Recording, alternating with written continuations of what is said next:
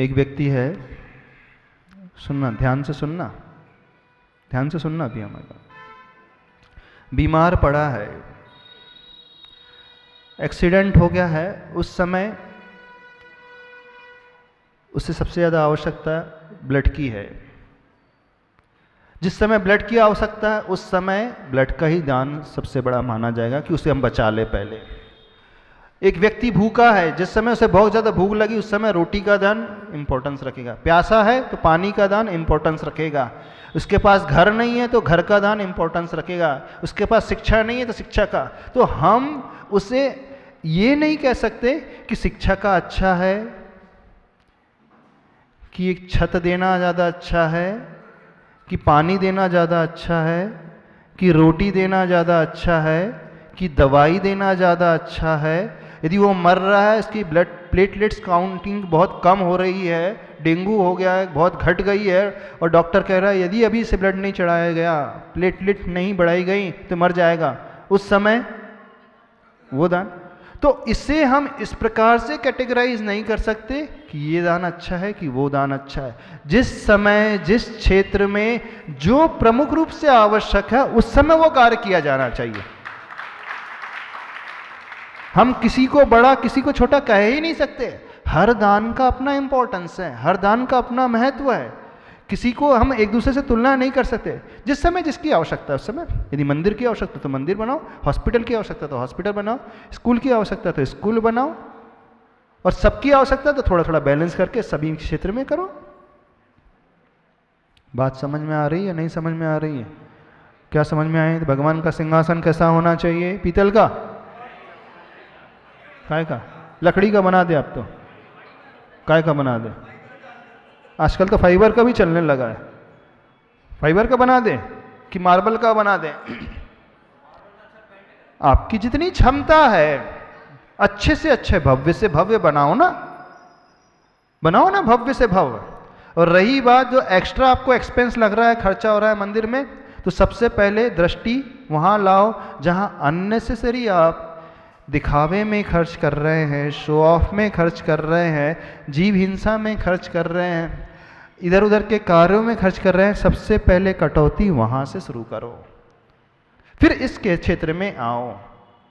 यदि जैन समाज संकल्पित हो जाए, उससे नगर की समाज संकल्पित हो जाए कि इससे ज़्यादा आइटम्स रिसेप्शन में नहीं बनेंगे, तो जो बचत राशि है वो चैरिटेबल ट्रस्ट में हम देंगे, बहुत कल्याण हो जाएगा। आप नियम पारित कर दो ना कि किसी भी फंक्शन में 20 आइटम से ज़्यादा, 25 आइटम से ज़्यादा बनेंगे ही नहीं। समाज नियम पारित कर दे तो किसी को नीचा और किसी को ऊंचे देखने का प्रश्न ही नहीं आएगा। बोले नियम ही हमारी समाज में 20 से ज़्यादा बनाना ही नहीं, अपने आप ही इसमें बहुत कुछ कंट्रोल होता चला जाएगा। जब हम लोगों का चातुर्मास राजस्थान अर्थुना में था, वहाँ की समाज ने चातुर्मास के दौरान एक नियम पारित किया था। उन्होंने नियम बनाया कि 17 आइटम से ज़्यादा हम किसी भी शादी में बनाएंगे ही नहीं, पूरी समाज में। जिस घर में भी शादी होगी, विवाह होगा, कितना 17 आइटम से, उसमें पानी भी इंक्लूड है। बोले जो अननेसेसरी इधर उधर खर्च करते हैं उसकी बचत राशि हम जन कल्याण में, मंदिर के में, दान के खाते में देंगे। ऐसा नहीं कि वो बचा रहे हैं तो अपने कंजूस की भांति रखते जा रहे हैं। आपका संकल्प था 25 लाख खर्च करना, तो आप 15 में खर्च, शादी में खर्च करो, बाकी जो बचत राशि है 10 वो अच्छे कार्य में उपयोग लाओ। उससे समाज का निर्माण भी हो जाएगा और आपके सारे कार्य भी संपादित हो जाएंगे, दोनों ही कार्य हो जाएंगे। क्यों नहीं हो सकता? ये पहल नहीं हो सकती? यहाँ की समाज पहल कर सकती है? क्या पहल कर सकती है? हाँ देखो, अब लोकल वाले डेस्टिनेशन मैरिज करने लगे हैं। क्या कंसेप्ट? Destination marriage. यहाँ से जाएंगे आगरा, यहाँ से जाएंगे दिल्ली, यहाँ से जाएंगे गोवा, यहाँ से जाएंगे जबलपुर, वहाँ जा कर के मैरिज करेंगे। क्या है ये सब? एक्स्ट्रा खर्चा करके। तो आप तो नियम बना लो कि पर्टिकुलर एक मीटिंग करके कि इससे ज़्यादा खर्चा नहीं करेंगे, और जो बचा हुआ है वो अच्छे कार्यों में लगाएंगे। बैठ करके चिंतन मंथन करके कोई विचार कर लो, अच्छा सा एक रिजल्ट तो निकल करके आए। पहल अपन से करो ना, क्या परेशानी है? क्यों हम बड़ी समाज को देखें, हम छोटी समाज से ही पहल शुरू करते हैं? तो यह एक आदर्श उपस्थित हो जाएगा, लोगों को लगेगा कि नहीं अच्छा कार्य कर रहे हैं। हाँ, तो आप पहले आप समाज की मीटिंग कर लो, आपस में चर्चा कर लो, आप लोगों में क्या बैठ करके कितनी सहमति बनती है, फिर उसके बाद अपन आगे बढ़ेंगे। ये बहुत अच्छा काम हो जाएगा समाज कल्याण का। जो अभी तो अननेसेसरी जो कार्य हो रहे हैं उसको रोक लगाना है। 13वीं में भी 50 आइटम बनने लगे, हद हो गई। 13वीं में भी मीनू होता है, बफे सिस्टम होता है, 4 मीठे 4 नमकीन। यानी शायद आपको बहुत खुशी होगी, चलो बला टल गई, अच्छा हुआ। बहुत परेशान थे जब तक संसार में थे, घर में थे, बड़े परेशान थे, बोले इस खुशी में खिला रहा हूं कि बला टल गई। बोले बहुत कषाय करते थे, बहुत चिल्लाते थे, बहुत एकदम अलग ही मिजाज के थे। कब से सोच रहा था कब टले कब टले, कब ऊपर जाए, कब निपटे, निपट गए तो बड़ी खुशी हो रही है। शायद इसी कारण खिलाते हैं, ऐसा हद हो गई। हाँ चलिए। नमोस्तु महाराज श्री। महाराज श्री, आजकल स्टेटस अपना बढ़ाने के लिए लोग नॉनवेज होटल जो वेन्यू रहते हैं वहाँ भी रख लेते हैं शादी वगैरह। तो वहाँ पे जाने में कहते कैटरिंग तो जैनी मतलब अपनी लोग करवाते हैं, तो उसमें जाने में दोष लगता होगा क्या? बिल्कुल, समाज में तो ये नियम होना चाहिए कि 5 स्टार जहाँ नॉनवेज बनता है, कॉमन किचन होता है, वहाँ हम सम्मिलित होंगे ही नहीं। आप तो नियम पारित कर दो, जो भी व्यक्ति ऐसे होटल में रिसेप्शन रखेगा, समाज से ये नियम पारित है कि समाज के प्रमुख पंच जो आदि है ऐसी शादियों में सम्मिलित होंगे ही नहीं। आप नियम पारित कर दो ना, टेंशन फ्री, किसी को विकल्प ही नहीं होगा नहीं जाना। हमारे समाज का नियम, हम जाएंगे ही नहीं, अटेंड ही नहीं करेंगे। पूरा दोष लगता है शाकाहार के साथ जा मांसाहार बनता है, कॉमन करी होती है, कॉमन ग्रेवी होती है, कॉमन बर्तन होते हैं, और कहाँ मिल जाता है, वो सुरक्षित रह ही नहीं सकता, शुद्धता रह ही नहीं सकती। महाराज जी, आजकल लोगों की सोच वहाँ तो महावीर भगवान की उपासना करते हो, आदिनाथ भगवान की उपासना करते हो, अहिंसा परमो धर्म की जय बोलते हो, और दिखावे के चक्कर में क्या क्या कार्य करते चले जा रहे हो। यानी एक नाम के जैन भी नहीं रह गए आप लोग तो। थोड़ी सी लज्जा नहीं आती? कहाँ उच्च कुल के ऐसे अहिंसक कुल में पैदा हुए हैं, ऐसे प्रकार के धर्म को करने वाले आपके पूर्वज रहे हैं, और आप लोग क्या कर रहे हो, विचार नहीं आता जरा सा? कहीं कहीं महाराज जी प्रतिष्ठित लोगों के यहाँ भी ऐसा होता है। हाँ, प्रतिष्ठित लोग सबसे ज्यादा जो बेड़ागर करते हैं, समाज के प्रतिष्ठित लोग शुरुआत वहीं से करते हैं। जो मुखिया की भूमिका में रहते हैं अथवा बड़े रहते हैं ना, वो आते हैं, बोले अब बेटा पढ़ा लिखा है, बेटी पढ़ी लिखी है। हाँ, तो एक नियमावली होना चाहिए समाज की। नहीं है तो कुछ लोग मिलकर के बायकॉट करो ना, हम जाएंगे नहीं, हमारा नियम है। ऐसी शादी में हम सम्मिलित होंगे ही नहीं जहाँ नॉनवेज आदि कॉमन बनता है। जिन होटल में ऐसी डेस्टिनेशन मैरिज की जाती है, हम पार्टिसिपेट ही नहीं करेंगे। समाज से ये नियम हो गया है, आप जाना ही नहीं, और ना ही व्यवहार पहुंचाने की आवश्यकता है, व्यवहार भी नहीं पहुंचाना। तब कुछ ऐसे भाव पैदा होंगे, तब कुछ सुधार की गुंजाइश रहेगी, अन्यथा बड़ा कठिन है, बड़ा दुर्लभ है। कुछ समझ में आ रहा है? नहीं समझ में आ रहा है? क्या समझ में आ रहा है? तो भगवान के सिंहासन काय के बना दे? प्लास्टिक के, लकड़ी के, पत्थर के, पीतल के, काय के? आचार्य मानतुंग स्वामी जी कह रहे हैं, सिंहासने मणिमयूख शिखा विचित्रे विभ्राजते तब वपुः कनकावदातम्। हे प्रभु, तब वपु यानी आपका शरीर कैसा है? कनकाव दातम, उस सोने की आभा को लिए हुए है, सोने की तरह उज्जवल कांति को लिए हुए है। विभ्राजते, शोभायमान होता है। कहाँ पर शोभायमान हो रहा है? सिंहासन के ऊपर। कैसा है वह सिंहासन? भिन्न भिन्न प्रकार, विचित्र प्रकार की मणियों की शिखा से जो चित्रित है, खचित है, जिससे भिन्न भिन्न प्रकार की मयूख यानी किरणें फूट रही हैं, ऐसे उन मणियों के अग्रभाग से, शिखाओं से फूटने वाली किरणों से ऐसा शोभायमान आपका स्वर्णिम शरीर वह विभ्राजित हो रहा है, शोभायित हो रहा है, इस प्रकार से नजर आ रहा है। क्या समझ में आया? प्रभु ने कहीं नहीं लिखा, भगवान आचार्य भगवान ने कहीं नहीं लिखा आर्टिफिशियल सिंहासन। समझ में आ रही है बात? नहीं समझ में आ रही है? महाराज श्री यहाँ पर बड़ी बड़ी बात तो कर रहे हैं, हाँ। लेकिन भक्त यदि ऐसे सिंहासन बनाता है, हाँ। जो उच्च धातु का है या निम्न धातु का, तो उसका लाभ और हानि क्या होता है? अच्छा, लाभ और हानि क्या होते हैं? हाँ, भगवान के आसन को सिंहासन क्यों कहा? बहुत सारी चीजें हैं। अभी सिंह शब्द इसलिए है, जो बड़ा जो राजा होता है ना, वो उसकी एक सबसे बड़ी क्वालिटी होती है, वो सिंह की भांति निडर निर्भय होता है। सिंह की भांति वह प्रतापशाली होता है। सिंह की भांति वह गर्जना करने वाला होता है। सिंह की भांति वह अकेला अपने दम पर विचरण करने वाला होता है। जैसे जंगल में सिंह होता है, सारे पशु पक्षी उसे राजा के रूप में स्वीकारते हैं, दबाववश नहीं। यानी सिंह इतना निर्भय होता है, इतना प्रताप वाला, इतना तेजस्वी होता है, इतना गर्जना करने वाला होता है। तो ऐसे ही जो तीर्थंकर प्रभु होते हैं, सिंह की भांति निर्भयता को लिए हुए होते हैं। सिंह की उग्रता की दृष्टि रख करके नहीं कहा है, उग्र होना भी अच्छा है। किस लिए उग्र थे? वो कर्म शत्रु के लिए उग्र थे। वो सिंह जैसे उग्र होता है, दहाड़ता है तो उसके शत्रु परास्त हो जाते, छिप जाते हैं, भाग जाते हैं।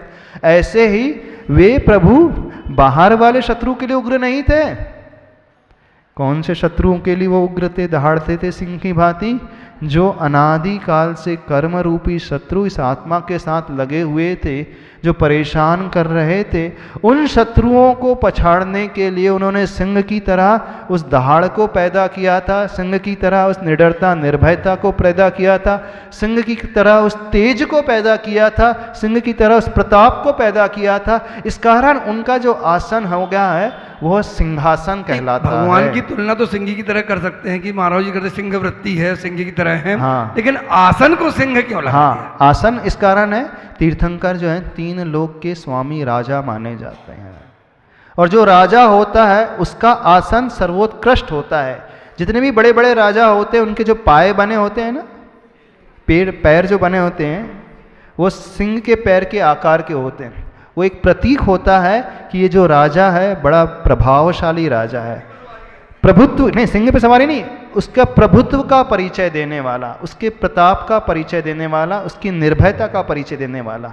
इस कारण राजाओं के आसन को सिंहासन कहा जाता है। और जो 3 लोक के नाथ आदिनाथ भगवान जो हैं, तीर्थंकर हैं, वो तो सब राजाओं के राजा हैं।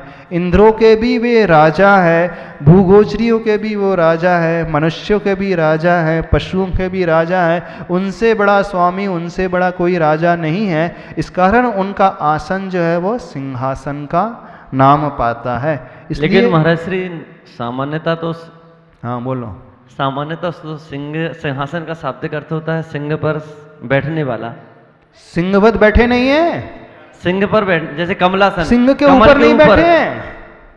सिंहासन का अर्थ नहीं सिंह के ऊपर बैठे हैं। जैसे कमलासन का अर्थ होता है कमल के ऊपर हाँ, बैठने वाला। हाँ, ऐसे लेकिन यहाँ पर सिंहासन का अर्थ ये नहीं कि भगवान ने शेर के ऊपर सवारी की है। हमारे भगवान जो है शेर के ऊपर सवारी नहीं, यहाँ पर उपमा दी है। जैसे कहा जाता है ये कन्या चंद्रमुखी है, तो ऐसा नहीं कि वो कन्या जो चंद्रमा जैसी हो गई है। तो वहाँ पर जो है साहित्य में ये कहा जाता है कि उसके उस गुण को लेकर के तुलना की जा रही है। तो सिंहासन मतलब सिंह का जो गुण होता है राजा की भांति, वह तुलना की जा रही है। अब आप दूसरे एंगल से लगा लो कि सिंह तो हिंसक होता है, तो भगवान भी हिंसक है क्या? नहीं। कौन से गुण को? उसके निडरता को, प्रभाव को, प्रभुत्व को, तेज को लेकर के अकेला वो रहता है और कोई नहीं रोता। सारे के सारे जीव उसे अपने स्वामी के रूप में सहर्ष स्वीकार कर लेते हैं। तो जो तीर्थंकर होते हैं, इस प्रकार की साधना करने वाले होते हैं, तो उन्हें वह सिंहासन प्रतीक स्वरूप प्रातिहार मिलता है। अब सिंहासन के साथ एक आसन, सिंह प्लस आसन, ये वर्ड लगाएं।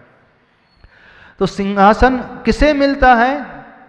एक सिंहासन जो राजाओं का मिलता है, लौकिक व्यवहार में वे अन्य शत्रु को अपने वशीभूत करते हैं, लेकिन वो भय के कारण उनको डरा करके अपने वशीभूत करते हैं, शस्त्रों से दबा करके अपने वशीभूत करते हैं। लेकिन जो तीर्थंकर भगवान हैं, उन्होंने किसी को डरा करके नहीं, उन्होंने अपनी आत्मा के ऊपर शासन किया, आत्मानुशासन किया, और आत्मानुशासन का यह परिणाम निकला कि सिंहासन रूपी उन्हें वो प्रातिहार उस प्रकार से उन्हें मिला। यानी यहाँ पर जबरदस्ती की बात नहीं। लौकिक क्षेत्र में जो राजा होते हैं, जो राष्ट्र होते हैं, अन्य राष्ट्रों पर आक्रमण करके जबरदस्ती उन्हें अपने अंडर में लाते हैं, कंट्रोल में लाते हैं। लेकिन जो तीर्थंकर भगवान होते हैं, वो कोई अस्त्र के शस्त्र के बल पर नहीं, कोई लोभ के बल पर नहीं, कोई भय के बल पर नहीं, बल्कि वो पहले अपनी आत्मा के ऊपर अनुशासन करते हैं। और आत्मानुशासन का परिणाम यह निकल करके आया कि तीनों ही लोक में रहने वाले वे प्राणी, स्वर्ग में रहने वाले वे देवी देवता, मनुष्य के में रहने वाले मनुष्य लोग, तिर्यंच गति के जीव, मुनि महाराज, आर्यिका, सब सहर्ष उन्हें अपने उस नायक के स्वामी के रूप में स्वीकार लेते हैं। तो दोनों राजाओं में बहुत अंतर है। लौकिक क्षेत्र के राजा और धर्म क्षेत्र के राजा, लौकिक क्षेत्र का नेता और धर्म क्षेत्र का नेता, दोनों में जमीन आसमान का अंतर है।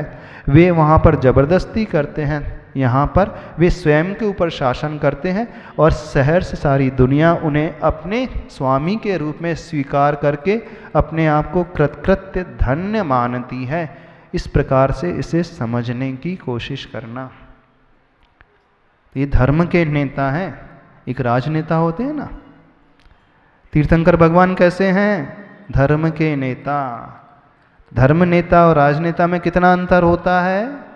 बस ऐसा ही अंतर यहाँ पर इस सिंहासन प्रातिहार के माध्यम से आचार्य परमेष्ठी, आचार्य भगवान मानतुंग स्वामी जी हम सबके लिए बताना चाह रहे हैं। कोई डाउट तो नहीं है? और समझ में आ रहा है? समय तो हो गया आपका।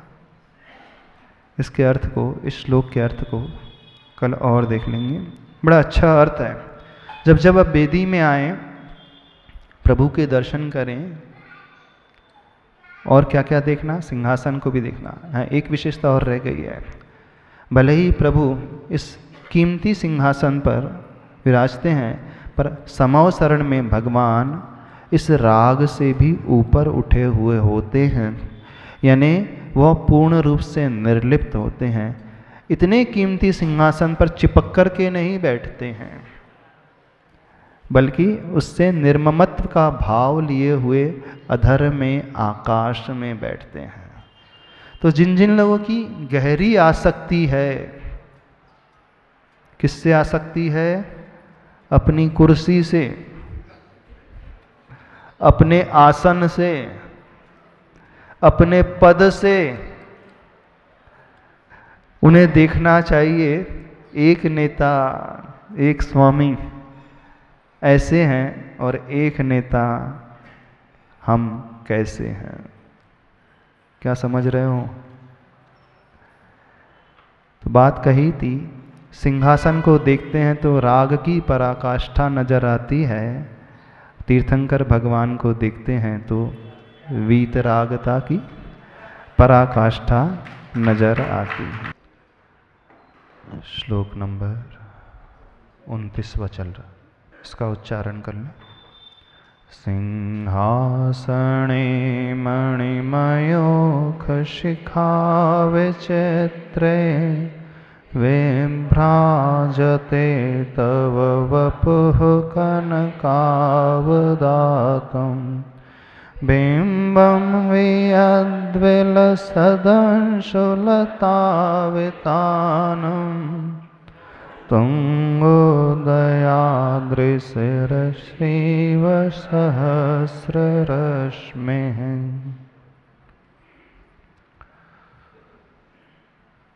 यह श्लोक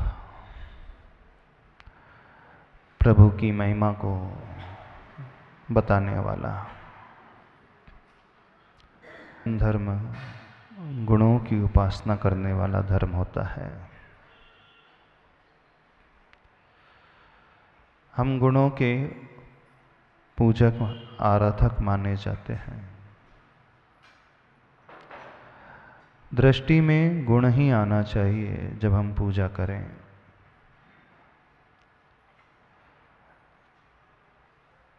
लक्ष्य गुणों की प्राप्ति का होता है। जैन धर्म व्यक्ति की उपासना नहीं करता है, व्यक्तित्व की उपासना करता है।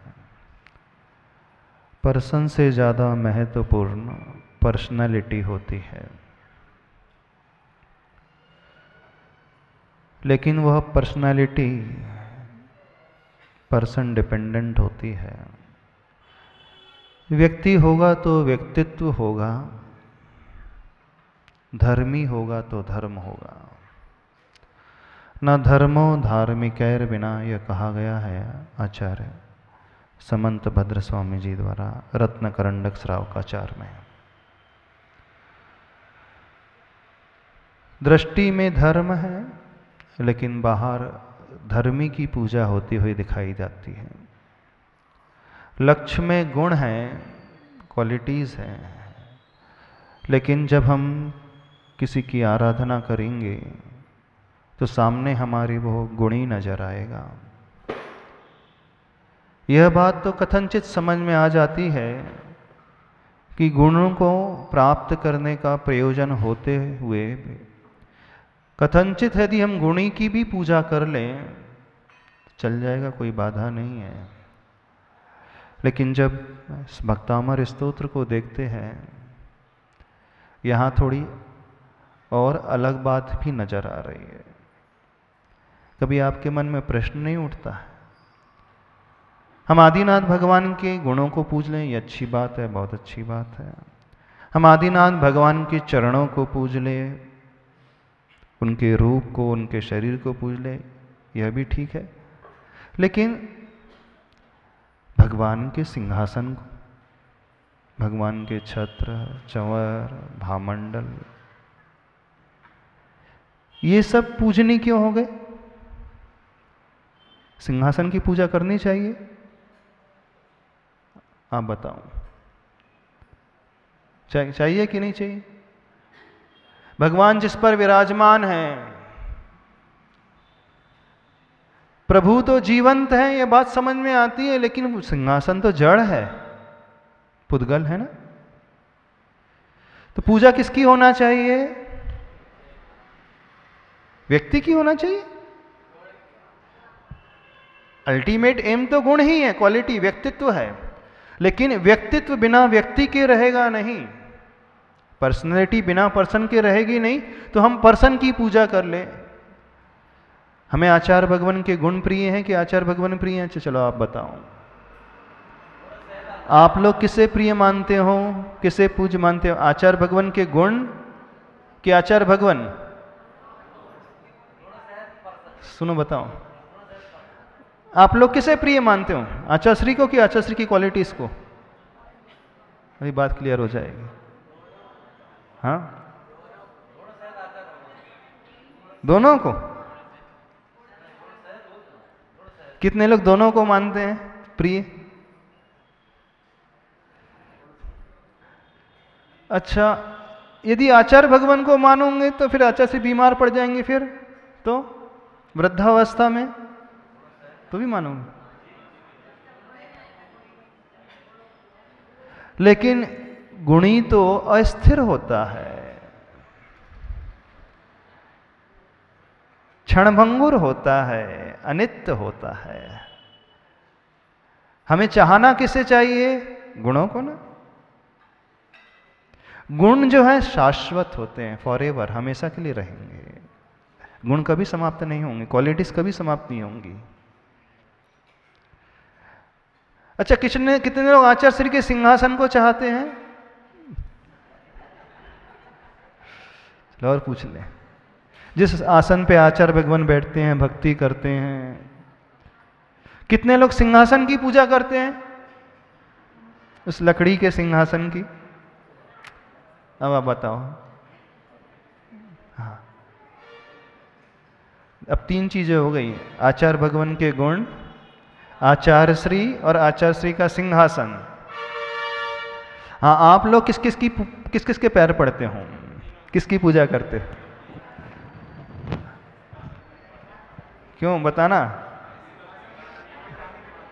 नमोस्तु महाराज जी। हाँ महाराज जी, आचार्य श्री का सिंहासन है तो सब उसकी रच भी ले लेते कि सिंहासन में सब गुरु जी बैठे हैं तो उनका कुछ गुण सिंहासन में मतलब अच्छा, सिंहासन को एकदम सिंहासन के ऊपर हाथ फेरते हैं। सारी महिला वर्ग जब आचार्य श्री चले जाते हैं तो सिंहासन के ऊपर हाथ फेरते हैं, फिर सिर पे लगा ऐसे से करते हैं ना।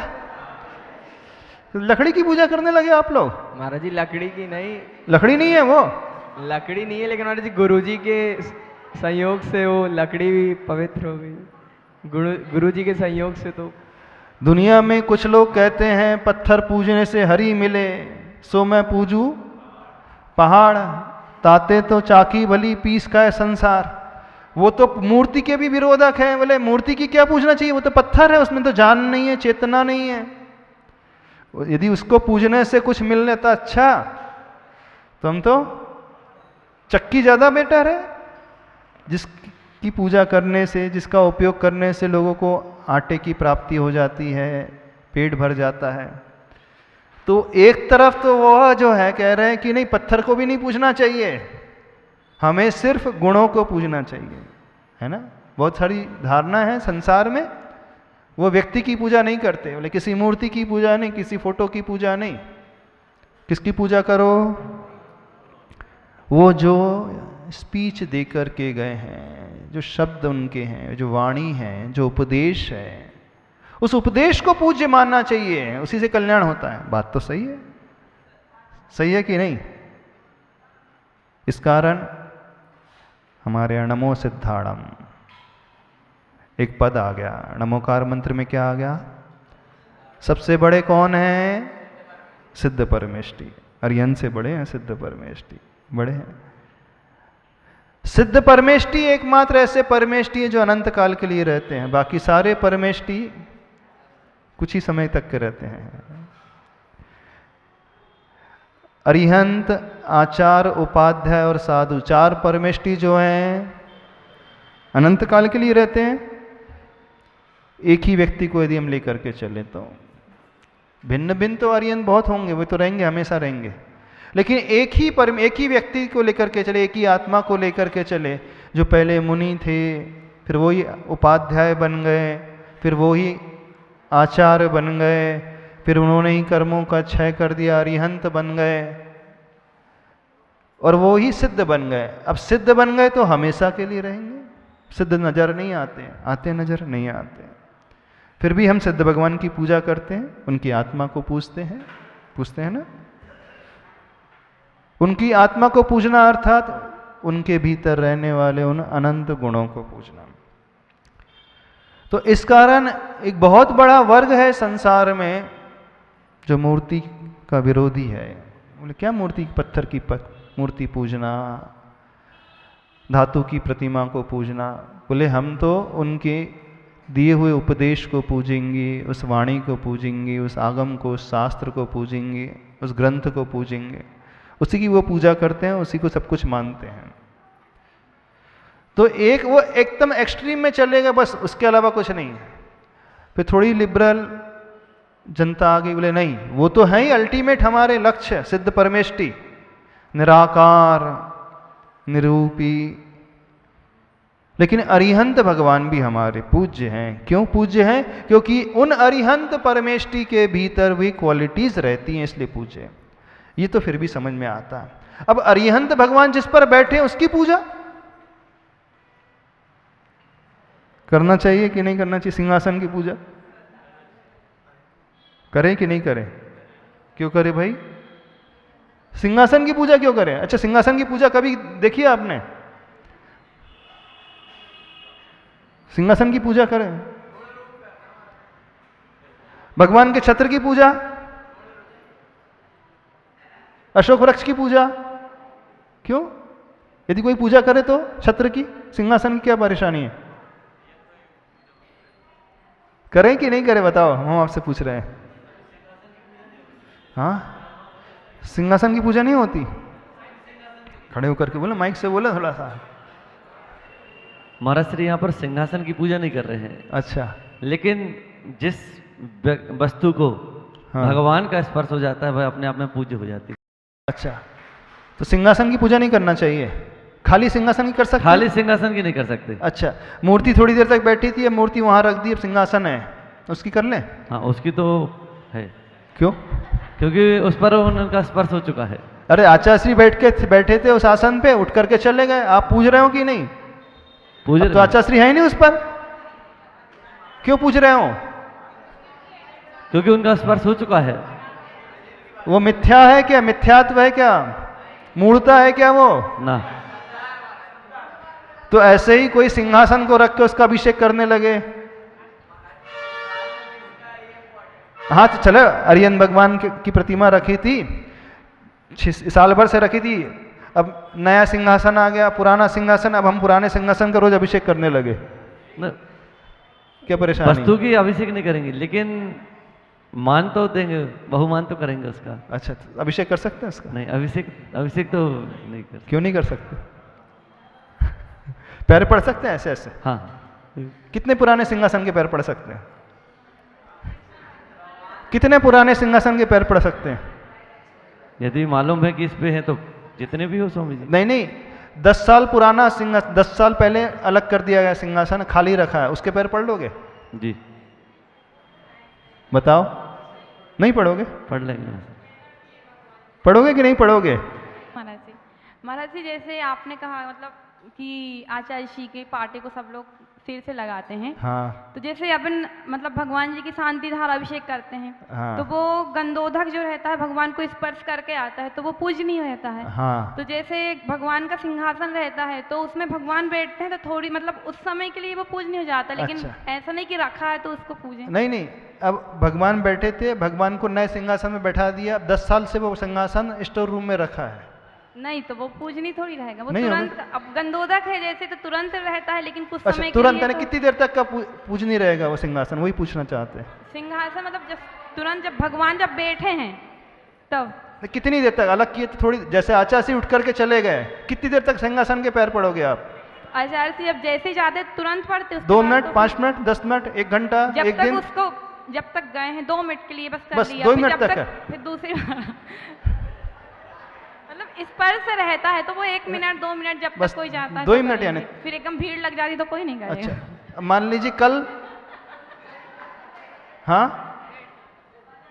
बताना थोड़ा सा, कल नहीं, जब आचार्य जी तुरंत बैठते हैं, जैसे तभी हमारे यहाँ पे आहार हुए थे, हाँ। तो जैसे ही आचार्य जी आहार करके गए तो सबने बिल्कुल चौकी को बिल्कुल घेर लिया। हाँ हाँ। और वे जब चले गए फिर दूसरे दिन वो चौकी वैसी हुई, दूसरे मुनिराज जी आ गए। अच्छा अच्छा, अब एक चीज नहीं, और, खुद नहीं बैठते अच्छा एक चीज और पूछते हैं। उस चौकी में कभी कोई नहीं बैठता। अच्छा, एक सिवाय चीज और, आचार्य। सब में शिखर जी की यात्रा सबने की है? हाँ, टोकों की वंदना सभी करते हैं? कौन से भगवान है चंद्र प्रभु भगवान की टोक में? चंद्र प्रभु भगवान की टोक में चंद्र प्रभु भगवान अभी कहाँ है? सिद्धशिला में। कब गए वो सिद्ध भगवान, कब हो गए? हाँ, कितने साल हो गए? चौथे काल में गए। चौथे काल में कितने साल हो गए?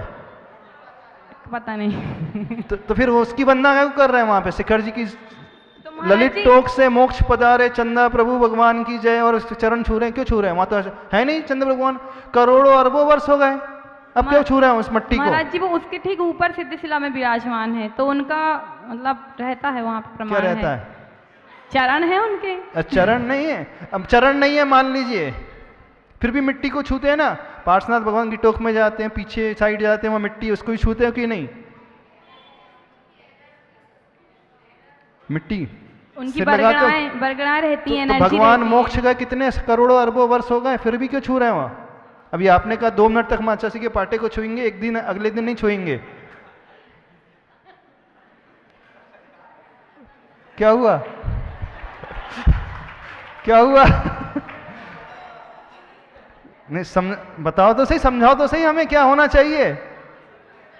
तो सम्यक शिखर की टोकों की वंदना करना चाहिए नहीं करना चाहिए? करना चाहिए महाराज जी। अरे भगवान को मोक्ष हुए करोड़ों वर्ष बीत गए, फिर हाँ बोलो। जब तक हमारी श्रद्धा होती है तब तक तो हम पूजते हैं। अच्छा, जब तक श्रद्धा है तभी तक पूजनी है, मान लो श्रद्धा नहीं तो नहीं है, स्वाभाविक है वो तो। गलत बात है। आपकी श्रद्धा नहीं है लेकिन दूसरा तो पूज रहा है। हाँ, तो उसकी श्रद्धा होगी तो पूजेगा। सुनो, श्रद्धा का विषय होता है। अच्छा अब हम एक चीज और पूछते हैं आपसे, नवदेवता की पूजा कितने लोग करते हैं? नवदेवता कौन कौन से होते हैं नवदेवता? अरहंत जी, सिद्ध जी, आचार्य जी, उपाध्याय जी। अरियंत, सिद्ध, आचार्य, उपाध्याय, साधु, हाँ 5 तो हो गए। जिन धर्म, जिनागम, जिन धर्म, जिनागम, जिन चैत्य, जिन चैत्य, जिन चैत्यालय। अच्छा, चैत्यालय की पूजा क्या होती है?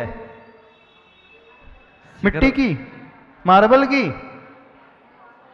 शिखरवती मंदिर इतना बड़ा है तो भगवान की बेदी को छुओगे कि मंदिर की वो डेहरी को भी छुओगे? देहरी से। तो भगवान तो कितनी दूर है। लेकिन चैत्यालय की बात हो रही महाराज श्री, जिन बिम्ब की नहीं, जिन चैत्यालय की बात हो तो रही। जहां भगवान बैठे वो क्षेत्र पूजनी है कि पूरा मंदिर ही पूजनी हो गया? पूरा मंदिर। अब इस मंदिर में तो आप बैठे हो, हमें बताना, हमें समझाना थोड़ा सा। इस मंदिर में तो श्रावक, असंयमी लोग बैठे रहते हैं। अब कोई बाहर से मंदिर को अर्घ चढ़ा रहा है, ठीक है गलत है? गलत है, ठीक है, थोड़ा हमें बताना। देहरी छू सकते नहीं छू सकते? मूर्ता है कि नहीं है वो? हाँ, सिंहासन पूजना चाहिए कि नहीं पूजना चाहिए? यानी भगवान से सिंहासन को पूजना चाहिए। भगवान से ही सिंहासन, तो पार्श्वनाथ भगवान से ही टोक पूजना चाहिए सम्यक शिखर जी की। नहीं, जिस पर महाराज श्री, जिस पर भगवान बैठ जाते वो सिंहासन बन जाता है। ठीक है, तो वो टोक, अब तो पार्श्वनाथ भगवान मोक्ष छू गए, कितने समय हो गया है। अजितनाथ भगवान तो पूरे आधा पूरा चौथा काल बीत गया, फिर अभी तक वो पूजनीय है टोक अजितनाथ भगवान की। बिल्कुल, जिस स्थान पर भगवान विराजमान हो जाते हैं वह अपने आप पूजनीय हो जाता है। तो जिस स्थान पे सिंहासन, जिस सिंहासन बैठ जाए तो सिंहासन ही पूजनीय हो जाएगा बिल्कुल, हमेशा के लिए।